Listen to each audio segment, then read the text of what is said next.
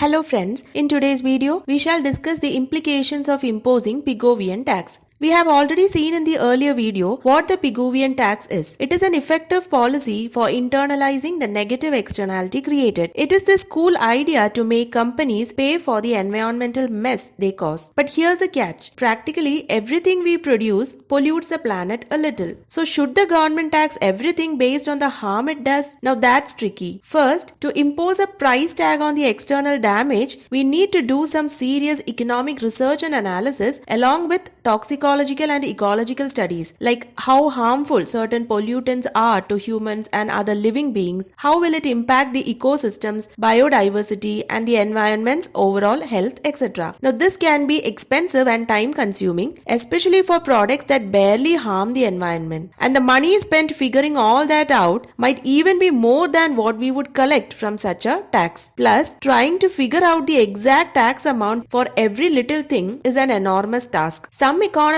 suggest taxing the raw materials we use to make products, especially those that cause heavy ecological damage like fossil fuels, minerals or toxic chemicals at the upstream end of the production process, that is, at the point of production or extraction of raw materials than on the final consumer product. Now this approach is called an upstream tax. It's kind of like nipping the problem in the bud. So instead of figuring out a tax for every item out there, we focus on the ecologically damaging raw materials, which makes the whole tax thing way simpler. Now who really pays the price of this tax? Well, it depends. It might be the companies making these products or it could be the consumers. It all comes down to the elasticities of demand and supply with respect to price of the product. Now if the product in question has an inelastic demand and elastic supply, then consumers will end up paying most of the tax amount, whereas if the product has an elastic demand and an inelastic supply, then the producers will end up paying most of the tax amount. However, tax can fall disproportionately on certain income groups. That is, tax on fossil fuels such as fuel, gas and electricity hit people with low income the hardest. They end up spending more of their income on essentials like driving to work or keeping their homes warm or cold based on the country they are in. Such impacts on low income households can be dealt by providing tax credits or rebates from tax revenue. It is more like discount or cashback. If you like the video, do subscribe to my channel and share the videos to maximum. Thank you.